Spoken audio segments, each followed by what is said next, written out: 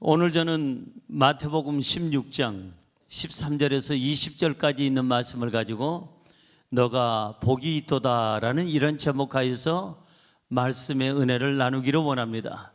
우리 한번 따라 하시겠습니까? 너가 복이 있도다. 너가 복이 있도다. 어떤 분이 코 위에 점이 하나 큰 게 있는데 어렸을 때부터 이거 꼭 뺐으면 좋겠는데 빼려고만 자꾸 이 바늘로 빼려고 하면은 어머니가 야 그게 복점인데 그거 빼면은 네 복 달아난다.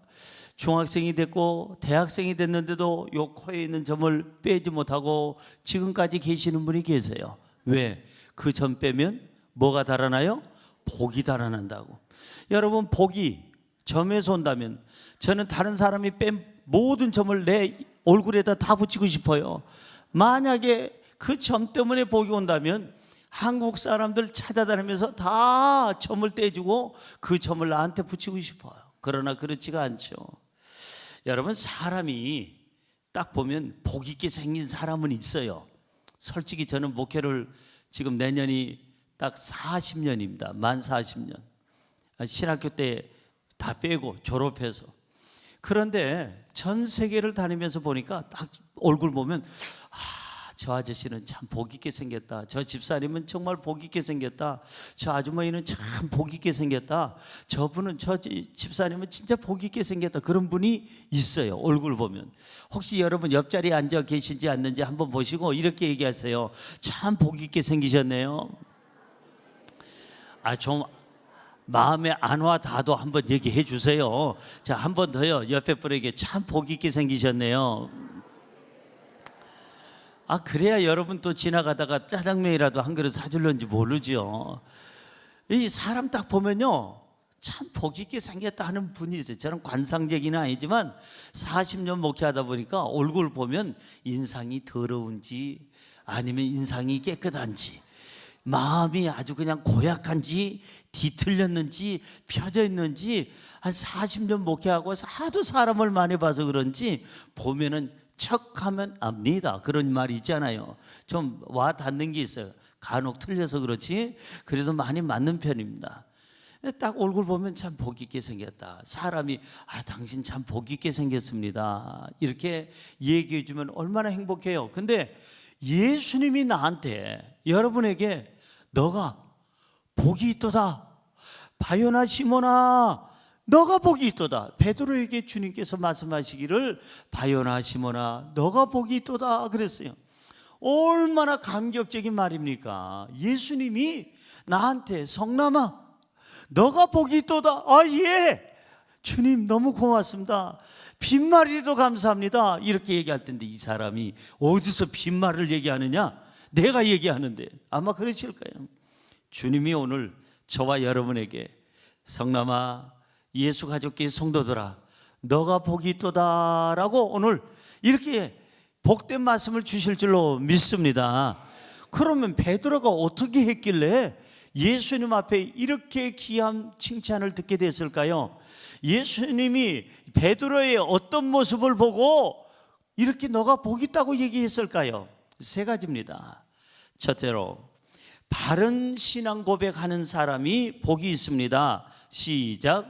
바른 신앙 고백을 하는 사람이 복이 있습니다. 어떤 고백이요? 그냥 신앙 고백이 아니고 앞에다 제가 바른이라는 말을 꼭 굳이 넣은 것은 바르지 않은 신앙생활을 하는 사람들도 있다 이 말이에요. 잘못된 예수님을 만나고 잘못된 하나님을 만난 사람들도 있어요. 잘못됐다기보다는 짝퉁이 하나님을 만나고 짝퉁이 예수님을 만난 사람도 있어요. 요즘 대한민국에 가장 조심해야 될 것 두 가지랍니다. 첫째는 보이스피싱이래요. 둘째는 이단이래요. 이 두 가지가 지금 대한민국의 사람들을 등치고 그리고 베껴먹고 못된 짓 하고 사기치는 것들이 바로 이단과 바로 보이스피싱이라는 거예요. 심지어는 여러분 어제 뉴스를 보셔서 알겠지만 세상에 대통령 영부인 이름을 들먹거려가지고 사칭해가지고 그리고 사기를 쳤는데 보이스피싱을 했는데 그 유명한 그분이 아이 세상에 4억을 털렸어. 놀라지도 않는 거 보니까 우리 일산에 사는 예수가족계 성도님들은 그냥 서랍만 열면 4억은 그냥 나오니까 뭐 그 정도 털린 것쯤이야 서랍 하나 털린 거지 뭐 이렇게 생각할는지 모르지만 세상에 그 유명한 전 무슨 뭐 그분이 아니 세상에 전 영부인 얘기를 했는데 그걸 그거 듣고 나서 보이스피싱에 휘말려서 4억이 털린 거 아닙니까? 어떤 남자애를 그냥 막 그냥 내리치면서 거기서 비명소리 나게 해가지고 당신 아들 지금 내가 죽일 수도 있고 살릴 수도 있으니까 돈 8천만 원을 어디다 입금하셔. 지금 당장 전화 끊는 순간 네 아들은 죽을 줄 알아. 막 하면서 비명을 질러요. 여러분요, 어떤 아들을 대다 놓고 막 때리면서 비명소리 질러라고 하면은 그게 우리 집 아들인지 누구 아들인지 어떻게 알아? 더더군다나 전화기 끊지 말라는데 지금 끊지 말고 입금하라는데, 그래서 얘네들이 그냥 아들을 죽인다고 하니까 할 수 없이 8천만 원을 입금해 놓고 보니까 아니 5분 뒤에 아들이 들어오는 거예요. 멀쩡해가지고. 이 보이스피싱 이게 지금 우리나라의 대단한 문제입니다. 엄청난 문제예요. 무슨 세무서를 사칭하고 경찰, 검찰을 사칭하고. 또 하나의 문제는 뭐냐면은 이 이단들입니다. 전 세계에서 제일 짝퉁 예수가 많은 나라가 어딜까요? 대한민국, 우리 조국에 그렇게 예수가 많아. 가짜 예수. 서대문에도 있고 불광동에도 있고 심지어는 일산에도 있고 청량리역에도 있고 서울역에도 있고 서부역에도 있는 그 최암흑의 예수, 이암흑의 예수, 문암흑의 예수, 박암흑의 예수, 그리고 나서 김암흑의 예수, 그런 잘못된 짝퉁들이 그렇게 많이 있다 이 말이에요. 그러니까 제가요 예전에 이단 연구를 할 때, 학교를 다니면서 이단 연구를 할 때 이단 연구의 세계적인 권위자 탕명환 교수님과 함께 일주일 동안 계룡산에서 이단 연구를 해보니까요, 이단 교주치고 성경 제대로 아는 교주가 없어. 나는 거기서 놀랐어요. 제대로 신학을 했느냐? 안 했어요. 성경을 제대로 공부해봤느냐? 정통적인 교수에게, 정통적인 목사에게, 정말 성경을 제대로 아는 목사에게, 교수에게 공부해봤느냐? 공부해본 적이 없어요. 자, 무식한 것들이 간땡이가 부어가지고 지가 예수래, 자기를 통해서만이 구원이 있다고 이렇게 사기를 쳐가지고 수많은 사람들의 괴로움을 줘요. 그래서 바른 신앙 고백하는 사람이 복이 있는 줄로 믿습니다. 잘못된 신앙 고백하는 사람, 그러니까 짝퉁 예수를 만난 사람, 성경에 없는 예수, 성경이 없는 하나님이라고 하면서 우상을 섬기면서 살다가 나중에 죽어서 지옥 간다면 얼마나 그 사람은 화가 있는 거예요. 그래서 바른 신앙 고백을 하는 사람, 바른 성경 안에 계시는 그 성경 속에 기록되어 있는 그 창조주 하나님 예수 그리스도를 믿는 사람이 복 있는 사람인 줄로 믿습니다. 여러분, 오늘 본문 말씀 13절 보세요. 뭐라고 써 있습니까? 시작. 예수께서 빌립보 가이사랴 지방에 이르러 제자들에게 물어 이르시되 사람들이 인자를 누구라 하느냐라고 물으셨어요. 예수님께서 궁금하셨어요. 지금까지 예수님께서 하시는 활동을 보면 팔복 강해를 하셨잖아요. 팔복에 대해서 설교하시고 소금에 대해서, 빛에 대해서 얘기하시고, 그 다음에 수많은 주옥 같은 정말 귀한 메시지를, 우리에게 생명의 메시지를 수많이 증거해주고 가는 곳곳마다 가르치시고 전도하시고 병든 자를 치료하시고 죽은 자도 살리시고 귀신 들린 자를 귀신을 내쫓아 주시고 놀라운 기적들을 많이 오병이의 기적까지 많은 것을 일으키시는 예수님이신데, 그걸 보면서 따라다니는 저 많은 군중들이 나를 누구라고 생각하고 따를까 궁금하신 거예요. 궁금하셔서 예수님께서 묻습니다. 제자들에게, 얘들아, 인자를 누구라고 하느냐? 나를 사람들이 누구라고 알고 따르느냐? 그렇게 주님께서 물으셨어요. 자, 그랬더니 제자들의 대답이 나옵니다. 14절입니다. 시작. 이르되 더러는 세례 요한, 더러는 엘리야, 어떤 이는 예레미야나 선지자 중에 하나라 하나이다. 왜 이 사람들과 비교를 하면서 이 사람들 같다라고 얘기를 할까? 세례 요한은 그 당시에 가장 능력 있는 하나님의 종이었어요. 그래서 세례도 베풀지만은, 그래서 세례 요한이라고 하지만, 그 다음에 그가 가는 곳곳마다 능력이 넘쳐나서 이 바로 예수가 순교당한 죽은 그 세례 요한이 다시 살아나가지고 예수가 됐구나, 이렇게 생각하는 거예요. 어떤 이는 세례 요한이 다시 왔다. 성경으로 볼까요? 왜 이렇게 생각하는지 마태복음 14장 1절에서 2절 보세요.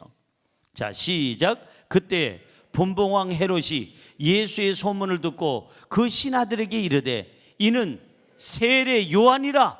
그가 죽은 자 가운데서 살아났으니 그러므로 이런 능력이 그 속에서 역사하는도다 하더라. 순교당한 세례 요한이 다시 살아나서 지금 예수로 바뀌어가지고 왔다 이 말이에요. 그래서 세례 요한 같습니다. 어떤 사람은 엘리야 같습니다. 엘리야는 누구예요? 구약 성경에서 가장 아주 강한 믿음을 가지고 타락한 종교에 대해서 막 공격을 하고, 그 다음에 죄 짓고, 그리고 하나님 앞에 불의한 사람들, 종교인들, 성도들, 그런 잘못된 사람들에게 회개하라고 내리쳤던 그런 사람이 바로 엘리야예요. 아주 가장 열정적으로 복음도 전하고 회개를 촉구한 사람이 바로 엘리야인데, 엘리야가 다시 오셨다. 왜? 엘리야는 죽음을 보지 아니하고 불병거를 타고 하나님께로 들려올림 받은 사람이 있기 때문에 이런 일이 없는데, 이런 사람이 바로 엘리야 아니겠느냐. 또 누가 나오죠? 예레미야 같다. 예레미야는 누구예요? 눈물의 선지자예요. 구약 성경에 보면. 그래서 많은 백성들의 죄를 위해서 대신 탄식하고 그냥 애통해하면서 기도하고 눈물을 흘려 뿌려서 회개를 촉구한 사람이 바로 예레미야인데, 예수님이 예루살렘을 향하여서 눈물을 흘리면서 그리고 회개를 촉구하잖아요. 이분이야말로 예레미야 같고 선지자 같다라고 생각을 한 거예요. 주님은 마음에 들질 않습니다. 왜 내가 세례 요한 같다고 비교를 하느냐? 나를 왜 엘리야라고 얘기를 하느냐? 나를 왜 예레미야나 선지자라고 얘기하느냐? 나를 그렇게 보느냐? 아닌데. 그래서 주님께서는 다른 사람들이 그렇게 생각하는 것은 접어두고, 그러면 너희는 나를 누구라고 하느냐? 나를 진심으로 따르고 내 제자라고 하는 너희들은 나를 누구라고 하느냐? 성경 15절 보세요. 시작. 이르시되 너희는 나를 누구라 하느냐? 저 사람들은 그렇다고 그러고 나를 뭐 세례 요한, 엘리야, 예레미야 자기네들 하고 싶은 얘기 다 한다고 하고, 뭐 랍비어 선생님이요 뭐 다 한다고 해도 너희들은 내 제자 아니냐? 그럼 내 제자면 나를 제대로 알고 따라야 될 거 아니냐? 나를 제대로 믿고 따라야 될 거 아니냐? 내가 누구냐? 너희는 나를 누구라고 하느냐? 너희는 어떻게 생각하느냐? 12제자가 이제 웅성웅성거리기 시작합니다. 그리고 서로 눈치 봅니다. 누가 대답 좀 해주지. 모르겠어. 세례 요한인 줄 알았더니 아니래잖아. 엘리야인 줄 알았더니 아니래잖아. 예레미야 같다는데 아니래잖아. 내가 생각할 때는 예레미야하고 비슷할 것 같은데 뭐 중얼중얼 하고 있다가, 그때 놀라운 것은 가장 학벌이 괜찮은 베드로가 나온 거예요. 베드로는 어느 대학 나왔다고요? 갈릴리 대학. 과가 무슨 과라고요? 어부학과. 갈릴리 대학 어부학과 출신인 이 바로 베드로가, 정말 그렇게 많이 공부도 제대로 못한 이 베드로가 기가 막힌 신앙 고백을 합니다. 자, 성경으로 돌아가 볼까요? 본문 16절입니다. 베드로의 신앙 고백입니다. 시작. 시몬 베드로가 대답하여 이르되 주는 그리스도시요 살아계신 하나님의 아들이시니라. 아멘. 최고로 정확한 정답을 맞춰서 수능에 통과하게 된 거예요. 예수님의 질문에 통과를 했어요. 주님이 너무너무 기쁜 거예요. 이보다 더 정확한 그러한 믿음의 고백이 없어요. 신앙 고백이 없어요. 주는 그리스도시요. 누구라고요? 그리스도. 그리스도라는 말은 그것을 해석하면 기름 부음을 받은 자다, 그런 뜻이에요. 구약 성경에 보면 기름 부음을 받는 사람은 세 종류의 사람이에요. 첫째가 누구냐? 왕입니다. 왕을 세울 때는 기름을 부어요. 사울에게도, 이스라엘의 두 번째 왕 다윗에게도, 이스라엘의 세 번째 왕 솔로몬에게도 그 대대로 왕을 세울 때는 기름을 머리 위에다가 붓습니다. 그러니까 그리스도시요, 예수님을 그리스도, 기름 부음 받은 자라고 왕이라고 얘기하는 것은 뭐냐 하면은 우리의 영원한 통치자시요, 우리의 주군, 주인이시요, 우리의 모든 것을 다 아시고 이끌어 주시는 우리의 생명의 리더가 되십니다. 그 다음 구약 성경에서 여기에 기름 부음을 받는 사람들은 제사장이었어요. 누구라고요? 제사장. 제사장은 누구예요? 이 죄 지은 사람들이 와서 하나님 앞에 제사를 드릴 때 자기 죄 때문에 자기가 죽어야 되지만 하나밖에 없는 생명, 죽을 수가 없으니까 제사장님, 제가 죄를 지어서 이만저만해서 죽어야 되는데 하나밖에 없는 생명, 죽을 수가 없어서 대신 이 소를 잡습니다. 이 소의 피를 흘려주시고 이 소를 제물로 드려서 내 죄값을 치러주시고 나를 살려주옵소서. 양을 잡습니다. 비둘기를 가져왔습니다. 이렇게 해서 갖다 놓으면 제사장은 이 죄인을 위해서 대신 화목제물이든 속건제든 거기에서 무슨 번제든 거기에 따른 합당한 그런 제사를 드리게 된다, 이 말이에요. 다시 말해서 제사장이 기름 부음을 받았다는 얘기는 하나님과 인간을 화목해 주는 그 역할이 바로 제사장이 하는 거예요. 예수 그리스도는 하나님과 우리를 화목하기 위해서 이 땅에 오셔서 제물이 되시고 피 흘려주시고 그리고 우리의 죄값을 치러주시고 하나님 앞에 도저히 갈 수 없는 우리 죄인들을 하나님께 갈 수 있는 길을 터주신 분이 바로 주님이십니다. 이 고백이에요.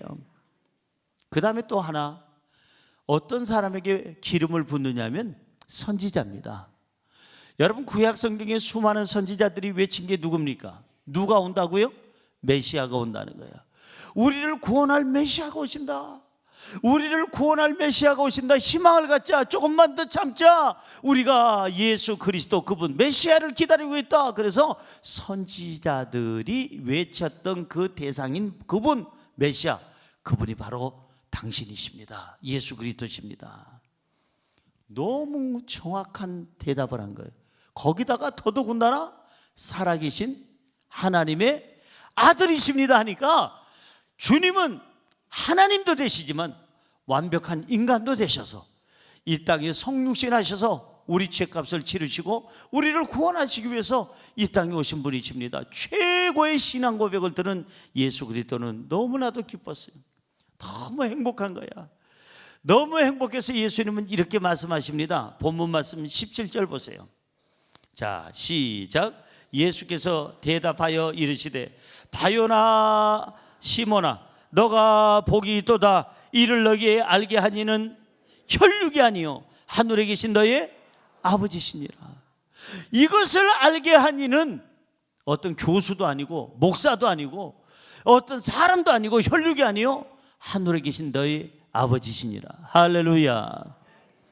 여러분, 성경은요 공부 좀 했다고 해서 깨달아지는 게 아닙니다. 책 좀 봤다고 해서 성경을 이해하거나 믿는 게 아니에요. 저는 1980년대 중후반 때 서울대부터 저 제주대학까지 캠 대학선교회 담임 목사를 했습니다. 124개 대학의 캠퍼스에 서클 등록을 하고 학생들에게도 성경 공부를 가르치고 말씀을 증거했지만 교수들을 모아놓고 교수들에게 대학 교수들, 서울대 교수, 연대, 고대, 숙대 가면 숙대 교수, 이화대 가면 이화대 교수, 아니면 부산대 가면 부산대 교수, 제주도대 가면 제주도대 그 교수들에게 성경을 가르쳤어요. 그리고 전국의 교수들의 모임을 만든 게 로고스라고 하는 그러한 교수 기독교 단체를 만든 겁니다. 대학 교수들에게 이 말씀을 증거를 하는데 대학 교수면은 빨리빨리 받아들일 줄 알았어요. 일반 성도들보다 훨씬 더 빨리 이해하고 믿을 줄 알았어요. 웬걸? 일반 평신도들보다 대학 교수들 중에 머리가 안 돌아가는 교수들이 얼마나 많다는 걸 내가 알았어요. 똑똑은 한데 믿음이 오질 않는 거예요. 목사님, 꼭 유치원생들이 하는 질문 비슷한 거, 창피하지만 어떻게 보리떡 5개 하고 물고기 2마리 가지고 장정만 5,000명, 그러니까 여자들하고 애들까지 다 합하면 한 2만 명을 먹이고도 그렇게 많은 12강줄이가 남을 수가 있겠습니까? 꼭 유치부 애들이 하는 질문 같은 질문만 하고, 어떻게 이 세상에 베드로가 바다 위를 걸을 수 있겠습니까? 그러다가 나중에 빠지고 예수님이 건져주시고, 이거 순전히 이거는 무슨 어디 동화에서 나오는 얘기 같습니다. 똑똑은 한데 성경을 이해할, 성경을 받아들일 믿음이 없는 거예요. 그래서 성경을 믿고 하나님을 믿고 의지하는 것은요, 사람 혈육으로 되는 것이 아니고 지식으로 되는 게 아니라 하나님이 가르쳐주고 깨닫게 해주고 성령을 보내주셔서 이해하게 하고 받아들이게 해야 성령의 역사하심으로 우리는 성경을 믿게 되는 줄로 믿습니다. 자, 그래서 바로 이 혈육이 아니요 하늘에 계신 너희 아버지가 너를 깨닫게 해줬다. 여러분, 마지막 때는 예수님을 제대로 알고 믿으시기 바랍니다. 마지막 때는 바른 신앙 고백을 하시기 바랍니다. 진짜 예수 그리스도를 믿으시기 바랍니다. 창조주 하나님을 믿으시기 바랍니다. 바른 신앙 고백하여 너가 복이 있다는 칭찬의 이 메시지를 들으시기를 주의 이름으로 축원합니다. 두 번째로 누가 복이 있느냐? 교회 중심으로 사는 사람이 복이 있습니다. 시작. 교회 중심으로 사는 사람이 복이 있습니다. 어디 중심으로요? 교회 중심으로. 그 사람이 교회는 다니는데 교회 중심이 아니야. 교회는 별로 나오질 않아. 주일날 한번 나오는 것도 억지로 나오고, 그러다가 그냥 날씨 좋은 날 하루 빠져. 눈 온다고 빠지고 바람 분다고 빠져. 그러니까 교회 중심이 아니고 어디 중심이냐면은 박앤세일, 백화점 중심의 신앙을 가진 사람들이 있어요. 우리 교회는 그런 사람이 없어요. 예수 가족교회는 절대 그런 사람이 없어요. 야수 가족교회는 그런 사람이 있을지 모르지만, 그래가지고 입만 열면 예수는 어디 가버리고, 이 집사님 빨리빨리 예배 끝나고 가봐. 여기 H 백화점에 오늘까지 20% 세일이래. 20% 세일. 다음 주는 S 그 백화점에서 거의 35%네. 근데 품목이 요거는 35%고 조금 더 되는 게 있는데 여기 더 된대. 기가 막히게 잘 알아. 성경은 잘 모르는데 세일하는 데는 기가 막히게 잘 알아. 그래가지고 이 관심이 모든 게 온통 백화점 중심의 신앙이에요. 백화점 중심. 어떤 사람은 하루 종일 어디 가서 낚시하는 낚시 중심의 신앙. 대한민국이 지금 야단났습니다. 전국의 바다와 호수와 강과 이 모든 것이 저수지가요 완전히 낚시터가 되어버렸어요. 갑자기 낚시 인구가 1,400만 명이 넘어섰대요. 낚시에 관심 없던 사람들이 갑자기 너도 나도 낚시하는데, 세상에 낚시 중심의 신앙인은 누구냐면은 그 사람은 지금도 여기 안 나오고 지금 어디 가서 딱 좌대를 놓고 지금도 그러고 있어요. 지금도. 근데 그 따라다니는 애들도 불쌍해. 얼마나 추운데요. 아빠 추워, 아빠 추워. 참아 이 자식아. 그 고기 잡는 게 쉬운 줄 아냐? 베드로는 쉽게 잡았지만 우리는 쉽지가 않아. 이래가면서 지금도 예배 중심이 아니라 교회 중심이 아니라 바깥에서 취미생활 중심. 교회는 지금 예배를 나와야 되는데 주일을 버리고 나가서 나이샷, 굿샷 하고 나가서 지금 골프장에서 흰눈이 덮인 데서도 지금도 흰눈 파고 거기서 땅 파고 있는 사람들이 있어요. 회개하라, 천국이 가까이 왔느냐라. 그러니까 교회 중심의 신앙인이 그게 복 있는 사람이에요. 성경은 이렇게 얘기합니다. 자, 본문 18절에 뭐라고 써 있어요? 본문 18절 시작. 또 내가 너에게 이르노니 너는 베드로라. 내가 이 반석 위에 내 교회를 세우리니 음부의 권세가 이기지 못하리라. 베드로에게 얘기합니다. 이 반석 위에 내가 내 교회를 세운다. 너의 교회가 아니에요. 베드로 교회가 아니고 성경대로 그대로 알면 내 교회를 세운다. 예수님의 피로 값주고 산 그런 교회가 우리 교회요, 모든 교회가 돼야 될 줄로 믿습니다. 여러분, 교회 중심의 삶을 살아야 돼요. 유럽에 제가 참, 독일도 통독되기 전부터 제가 다녔으니까, 독일도 통독되기 전에 서독, 동독 나눠졌을 때부터 다녔고, 통일한 다음에도 보고 지금 쭉 다닙니다만은, 유럽이라는 나라를 가보면은요, 놀라운 게 있어요. 어느 마을을 가도 제일 눈에 딱 띄는 건물이 하나 있어요. 뭘까요? 어떻게 그렇게 잘 아세요? 역시 우리 예수가족교회 성도님들은 안목이 있고 아주 넓은 발이 있어서 유럽은 수백 번씩 갔다 오신 것 같아요. 그 유럽에 가면 딱 어느 마을에 들어가든지 제일 눈에 띄는 게 뭐냐면은 교회예요. 이분들은요, 마을을 형성하기 전에, 도시를 형성하기 전에 그 도시를 시작하면서 제일 먼저 가장 잘 보이는 언덕 위에다가 가장 중심 센터에다가 무엇부터 짓느냐? 교회부터 짓고, 그 다음에 교회를 지은 다음에 관공서, 동사무소라든지 구청이라든지 아니면 학교라든지 아니면 병원이라든지 아니면 무슨 상점이라든지 것들을 이제 상가 쪽을 짓고, 그리고 나서는 또 주택가를 그 뒤에 짓고 공원을 짓기도 하는 거예요. 그러니까 그분들의 삶은 교회 중심적인 삶이었기 때문에 지금까지 그들이 하나님께 사랑을 받고 복을 받는다 이 말이에요. 오늘 저와 여러분들이 해야 할 일이 뭐냐? 너가 복이 있도다 주님에게 그 음성을 들으려면 우리 교회 중심으로 살아야 될 줄로 믿습니다. 놀아도 교회에서 놀고, 쉬어도 교회에서 쉬고, 어떤 분들은 다른 데서는 안 자는데 꼭 예배당에서 예배 드릴 때 주무시는 분, 그래도 교회를 나와야 돼. 주무시더라도 교회. 좀 편안하게, 좀 의자가 뒤로 째껴질 수 있도록 나중에 제가 한번 생각해 보겠어요. 다리로도 쭉 뻗을 수 있도록 아마 쿠션 뒷목 딱 받칠 수 있는 이러한 의자로 조금 바꿔볼까 하는 생각도 있습니다만은 아직 제가 응답을 못 받아서 그걸 지금 실행을 안 하고 있어요. 사랑하는 성도 여러분, 친구를 사귀어도 믿는 사람과 같이 지내면 믿음의 말을 하게 돼요.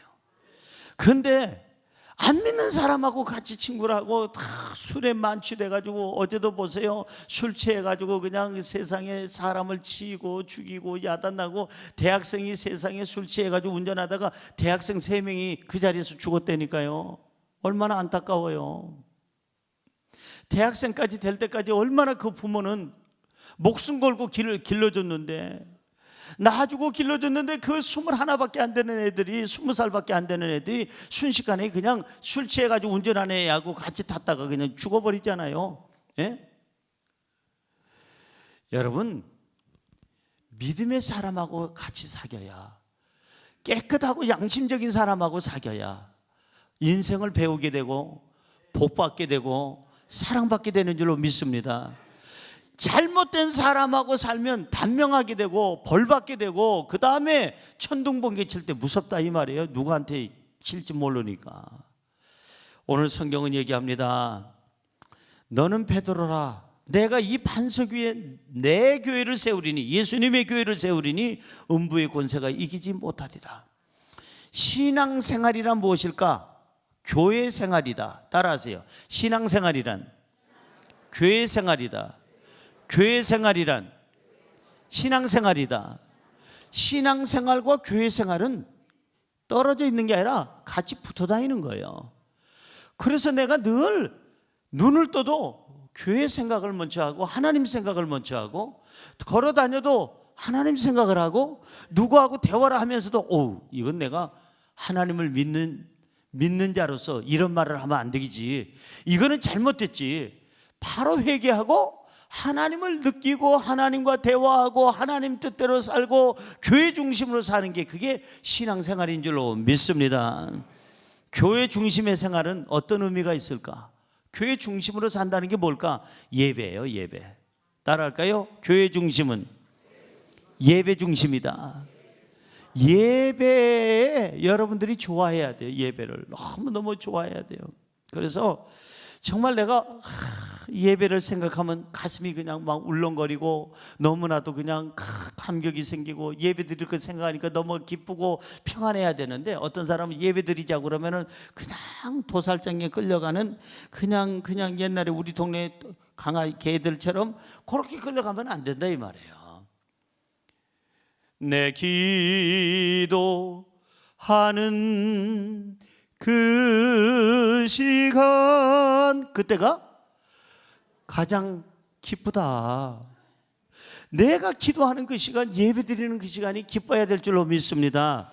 미안하지만 이단 어떤 교회는 그 미음자로 시작하는 거기는요, 예배는 10분 20분 드리고 그 다음부터는 파티복 입고 나와서 그 남녀노소 장로님하고 권사님하고 자기 부부도 아닌데 거기서 음악 들어놓고, 그게 부러워요? 우리도 다음 주부터 예배는 10분만 하고 포크 댄스부터 시작해서 집사님들, 권사님들, 젊은 사람, 나이 먹은 사람 할 것 없이 막 돌아가면서 그냥 한다면, 그렇게 한다면 주님이 기뻐하시겠느냐 이 말이에요. 예배 중심, 그게 신앙생활이고, 신앙생활 중심, 그게 예배생활이에요. 할렐루야. 사도행전 2장 46절은 이렇게 얘기합니다. 시작. 날마다 마음을 같이하여 성전에 모이기를 어떻게 하고? 힘쓰고, 그 다음에요, 집에서 떡을 떼며 기쁨과 순전한 마음으로 음식을 먹고, 날마다 마음을 같이하여 성전에 모이기에 힘썼다 이 말이에요. 예배 드리기에 힘썼다 이 말이에요. 예배에 힘써야 믿음이 생기고요, 예배에 힘써야 날마다 내 영혼이 새로워지고요, 예배에 힘써야 내가 세상을 이길 힘을 얻게 되고요, 예배에 힘써야 영혼육이 깨끗하고 건강하게 될 줄로 믿습니다. 죄된 장소는 멀리 하세요. 교회는 가까이 하세요. 여러분, 세상의 잘못된 쾌락은 멀리 하고요, 예배 드리는 그러한 예배 시간은 여러분들이 흠모하고 사모하시기를 바랍니다. 예배 중심의 생활을 해야 성령의 능력을 받습니다. 한번 따라할까요? 예배 중심의 생활을 해야 성령의 능력을 받습니다. 사도행전 1장 8절은 이렇게 말씀합니다. 시작. 오직 성령이 너희에게 임하시면 너희가 뭘 받고? 권능을 받고 예루살렘과 온 유대와 사마리아와 땅끝까지 이르러 내 증인이 되리라 하시니라. 성령 받으면 두 가지 것이 분명해져요. 첫째, 권능. 그걸 언어대로 얘기하면 두나미스라고 얘기합니다. 두나미스라는 말은 무슨 말이냐면 하나님의 능력이, 하나님의 힘이, 하나님의 파워, 하나님의 어떤 권세가 나에게 있다 이거예요. 성령이 임하면 그 두나미스, 그 권능이 임하기를 주의 이름으로 축원합니다. 그래서 성령이 오시면 죄를 이기게 되고, 그 권능으로 말미암아 세상을 이기게 되고, 유혹을 이기게 되고, 고난을 이기게 되고, 악한 자를 이기고 사탄을 이기게 될 줄로 믿습니다. 성령이 받으면 권능을 받고, 두 번째는 뭐예요? 내 증인. 증인이라는 말은 원래 헬라어로 보면 거기 말투스라고 써 있습니다. 말투스라고 하는 말의 언어의 뜻을 보면은 무슨 내용이냐면은 나는 예수 그리스도만이 길이요 진리요 생명이심을 나는 목숨 걸고 여러분 앞에서 소개합니다. 증인으로 얘기합니다. 그게 증인이에요. 그게 마르투스. 바로 나는 목숨 걸고 예수 그리스도만이 구원자요 우리의 영원한 구세주요, 예수님만이 우리 죄값을 치르신 유일하신 우리의 죄를 사해 주시는 분이요 우리의 영혼을 구원하실 분인 그분이 바로 예수 그리스도입니다라고 목숨 걸고 증인으로서 쓰임받는 게, 그게 바로 증인이다 이 말이에요. 사랑하는 성도 여러분, 성령님과 함께하면 삶의 의욕이 생겨요. 성령님이 오시면 예수 믿는 게 행복해져요. 성령님이 오셔서 권능을 주시고 증인되는 그런 삶을 살게 하시면 우리의 발걸음이 가벼워져요. 그리고 우리의 삶이 세상과는, 쾌락과는 멀어지고, 그리고 더러운 죄를 짓지 아니하며 하나님 앞에 항상 애통하는 마음, 내가 잘못 산 거에 대해서 애통하고 좀 더 바르게 살려는 그 노력과 그 성결함이 우리에게 주어지게 되는 줄로 믿습니다. 교회 중심으로 사는 사람은 천국의 희망을 갖게 되고, 교회 중심으로 사는 사람은 항상 자족하게 되며, 교회 중심으로 사는 사람은 언제나 하나님 앞에서 내 욕망을 제거해 달라고 기도하게 될 줄로 믿습니다. 예배 중심으로 살면 영혼육이 성결하고, 예배 중심으로 살면 평안함이 있고 기쁨이 있고, 예배 중심으로 살면 삶에 늘 항상 안전과 희망이 우리에게 넘치게 될 줄로 믿습니다. 쾌락을 따라가는 사람은 화가 있어요. 뭐가 있느냐? 심판이 있어요, 하나님 앞에. 그러나 하나님 말씀대로 살려고 노력을 하고, 그리고 내가 예배 중심으로 살려고 노력을 하면 하나님의 위로가 있고 면류관이 있고 영생이 있고 천국이 우리 것이 되는 줄로 믿습니다. 누가 복 있는 사람이냐? 교회 중심으로 사는 사람, 그 사람이 복 있는 사람인 줄로 믿습니다. 마지막으로 세 번째, 천국 열쇠를 가진 사람이 복이 있습니다. 시작. 천국 열쇠를 가진 사람이 복이 있습니다. 무슨 열쇠요? 천국 열쇠. 제가 20대 후반부터 이제 해외 나가서 복음을 전하기 시작했어요. 꽤 오래됐습니다. 근데 제일 처음에 초청받아서 말씀 증거하러 간 데가 독일이었어요. 그때는 통일이 안 됐을 때죠. 서독과 독일이 동독이 서로 나눠졌을 때, 그때 이제 프랑크푸르트에 가서 집회를 하고 여러 나라, 여러 도시, 독일 안에 있는 뭐 딘스라켄이라든지 쾰른이라든지 아니면 düsseldorf라든지 이런 데 가서 이제 복음을 전하게 됐습니다. 그런데 호텔에 제가 자꾸 적응이 안 됐던 시절이라 방에다 넣어놓고 그냥 나올 데가 없는데 딱 한 번 있었어요. 제가 전 세계를 다니면서 딱 한 번 호텔 방에다가 키를 넣어놓고, 제가 그럴 사람이 아닌데 한 번 그래가지고 혼났습니다. 복장도 그렇게 아주 잘 갖춰지지 않는 복장, 그냥 실내에서 적당히 입는 복장인데 이 문은 잠겼는데 열 수는 없고, 그래가지고 얼마나 망신당했는지 몰라요. 아니 복장이 이러니까 복도를 이렇게 보다가 아무도 없을 때 확 뛰어가지고 엘리베이터를 탁 하는데, 만나지 말아야 될 사람들은 왜 만나는지 그렇게 몰라. 그래서 프론트에 가서 이렇게 해서 이거 빨리 열어달라고 지금 잠겼다고 그러니까 그분이 거기 옆에 있는 그 도와주는 청년이 오더니 열쇠 하나 들고 오는 거예요. 이 열쇠를 말해서 마스터 키라고 합니다. 그때서야 알았어요. 저는 호텔이 35층짜리든 20층짜리든 그 방이, 호텔 방이 250실이든 500실이든 모든 방을 열 수 있는 키가 있는데 그게 뭐라고요? 마스터 키. 그래서 제가 국어 사전을 제가 설교 준비하면서 봤더니 국어 사전에는 이렇게 써 있어요. 무엇이든지 열 수 있는 만능 열쇠, 그걸 말해서 마스터 키라고 한다 이 말이죠. 이 마스터 키로 이 사람 하나만 들고 1층부터 30층까지를 다 돌아다니면서 모든 방을 다 열어 제끼는 거예요. 그 키만 있으면. 물론 요즘에는 카드 키가 있어가지고 그 사람들이 따라오지도 않아요. 카드 하나 더 발급해 줄게요. 그래가지고 이제 거기다가 딱 끼가지고 발급해 주기를 하는데, 그 옛날에는 카드 키가 아니라 꼭 열쇠로 열고 닫아야 되거든요. 그리고 어느 때는 또 닫히면은, 닫힐 때는 또 잠겨버리고 꼭 열쇠로 열어야 되는. 여러분 오늘 성경에 보니까 이 마스터 키 같은 게 하나 있다고 생각할 수도 있어요.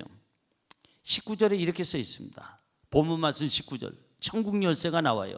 시작. 내가 천국 열쇠를 너에게 주리니 너가 땅에서 무엇이든지 매면 하늘에서도 매일 것이요 너가 땅에서 무엇이든지 풀면 하늘에서도 풀리리라 하시고. 와우. 무엇이든지 이 땅에서 매면 하늘에서도 매 있고, 무엇이든지 이 땅에서 내가 풀면 하늘에서도 풀리는 천국 열쇠 마스터 키가 있구나. 근데 사실은요, 이걸 잘못 생각하는 분들이 있어요. 돈 나와라 뚝딱, 건강 나와라 뚝딱, 그 다음에 집 나와라 뚝딱, 도깨비 방망이로 생각하는 분들이 있습니다. 근데 언어에는 이렇게 써 있습니다. 여기서 맨다는 말은 헬라어로 데세스라는 말인데, 데세스라는 말은요, 연다는 말은 금지한다. 맨다는 말, 맨다, 꽉 매고 닫는다는 말은 바로 금지한다. 금지할 불법이 있음을 선포한다, 이런 뜻이에요. 그러니까 이 데세스라고 하는 매면, 그 말은 금지하는 거예요. 교회 안에서 잘못된 그 이상한 교리를 가리키거나 이단이 들어와서 이상한 짓 하면 매는 거예요. 매는 권세를 줬어요. 베드로에게도 또 주의 종들에게도. 이 신앙 고백하는 사람들에게 당신 불법입니다. 교회에서 그러면 안 됩니다. 한 번만 더 그러면 당신은 교회 생활에서 정지입니다. 이단이 들어오면은요, 퇴출을 시켜야 돼요. 그거 내버려 두면은요, 이 전염병처럼 누룩처럼 돼서 결국은 교회가 병들어요. 지금 어제 제가 제 서재를 뒤지다 보니까 몇 년 전에 무슨 지 그쪽에 관련된 교회 침투한 추수꾼들 명단을 어느 분이 몇 년 전에 저한테 이만큼 준 적이 있어요. 서재를 어제 제가 한 2시간을 제가 정리를 하면서 보다 보니까 여의도 순복음교회뿐만 아니라 모든 교회, 크고 작은 교회까지, 심지어는 제가 알고 있는 너무나도 작은 교회까지 이것들이 추수꾼이라는 것들을 보내가지고 그 교회들을 망가뜨리려고 들어와 있는 거예요. 우리 교회도 있어요. 옆 사람 한번 보세요. 우리 교회도 있다니까요. 이게 실제 상황이에요. 별난 것들이 다 들어와서 교회를 해파하려고, 무너뜨리려고 그런 것들이 조용히 이렇게 바이러스가 들어오면은 당장 병을 일으키는 게 아니라 병을 그 안에서 만들고 있다가 나중에 터뜨려 가지고 진단받을 때 증상이 날 때는 이미 늦는 병들이 많잖아요. 암부터 시작해서 여러 가지 병. 여러분, 우리 교회도 있다니까요.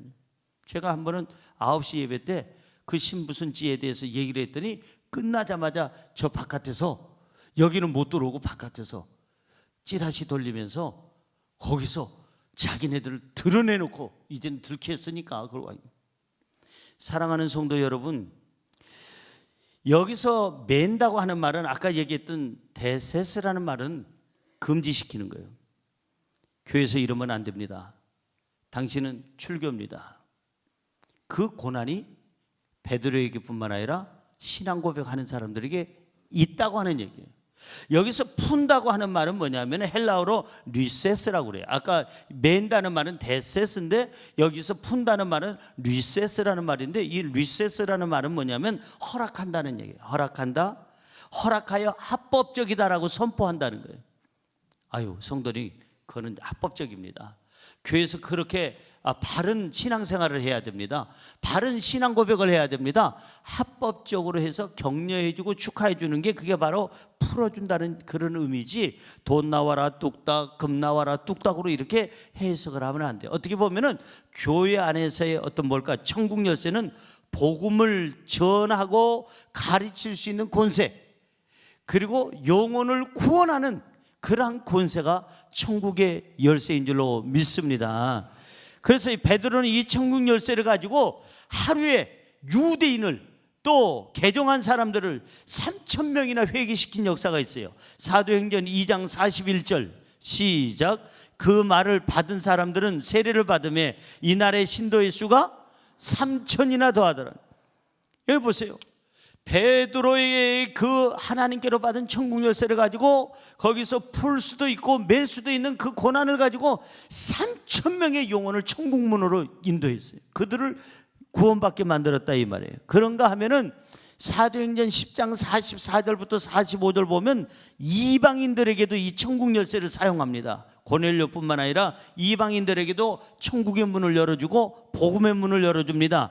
사도행전 10장 44절 45절 시작. 베드로가 이 말을 할 때에 성령이 말씀을 듣는 모든 사람들에게 내려오니 베드로와 함께 온 할례 받은 신자들이 이방인에게도 성령 부어주심으로 말미암아 놀라니, 베드로를 통해서 이방인들에게도, 고넬료뿐만 아니라 이방인들에게도 이 바로 천국 열쇠로 그들을 풀어주는 거예요. 그들을 길을 열어주고 구원의 길을 열어주고 영생의 길을 열어주는 거예요. 천국 열쇠는 어떻게 보면 교회 안에서 권징이라고 볼 수가 있어요. 권면할 수도 있고 추천할 수도 있고 징계를 내릴 수 있는 그 능력이 바로 천국 열쇠라고 볼 수 있어요. 그러면 내 생활 속에서 건강을 열고, 내 생활 속에서 물질의 길을 열고, 내 생활 속에서 행복과 평안함의 그 모든 것들을 열 수 있는 그런 만능 열쇠는 없을까요? 있어요. 그게 뭐냐? 기도예요. 기도하면, 하나님 마음에 감동이 되는 기도를 하면 하나님께서 들으시고 건강의 문을 열어주시고 물질의 문을 열어주시고 평안함의 문을 열어주시고 행복의 문을 열어주실 줄로 믿습니다. 마가복음 9장 29절을 읽고 마치려고 합니다. 자, 마가복음 9장 29절 시작. 이르시되 기도 외에 다른 것으로는 이런 종류가 나갈 수 없느니라 하시니라. 기도밖에 없다. 이게 기도하면 죽은 자도 살리고 병든 자도 고치고, 이제 낙심된 자에게 희망을 주고 길이 막힌 자에게 길을 열어준다는 거예요. 그래서 이 천국 열쇠는 사람을 살리기도 하고 죽이기도 하고, 교회 안에서 잘못된 사람을 징계하기도 하고, 그 바로 신앙생활 하는 사람에게 권면과 칭찬과 표창을 할 수 있는 것이 바로 천국 열쇠라는 것입니다. 한번 따라해 볼까요? 성남아, 누가 또 제 이름을 대요? 따라하라고 그러면은 제 이름을 부르면은 자기 이름을 대야지. 우리 한두 번 한 것도 아닌데 할 때마다 내 이름을 막내 동생 부르듯이 그렇게 뻔뻔하게 부르면 되겠어요? 정말 다음에는 또 실수 없도록. 자, 성남아, 너가 복이 있도다. 성남아, 너가 복이 있도다. 이 얘기를 주님 앞에 들으려면 세 가지. 첫째, 뭐라고 그랬어요? 첫째, 바른 신앙 고백을 해야 너가 복이 있도다. 둘째, 뭐라고 그랬어요? 교회 중심으로 살아야 너가 복이 있도다라는 말을 들어요. 세 번째, 어떻게 해요? 천국 열쇠를 가져야 너가 복이 있도다. 복 있는 삶 사시기를 주님의 이름으로 축원합니다. 기도하겠습니다. 하나님, 우리는 교회 중심보다는 취미 중심으로 살 때가 많습니다. 먼저 우선순위는 먼저 신앙입니다. 믿음 안에서 우리가 먼저 우리의 삶을 우선순위로 두게 하여 주옵시고, 그리고 취미생활을 하게 하여 주옵소서. 너가 복이 있도다. 주님의 음성을 평생 듣다가 천국 가게 하여 주옵소서. 예수님의 이름으로 기도드리옵나이다. 아멘.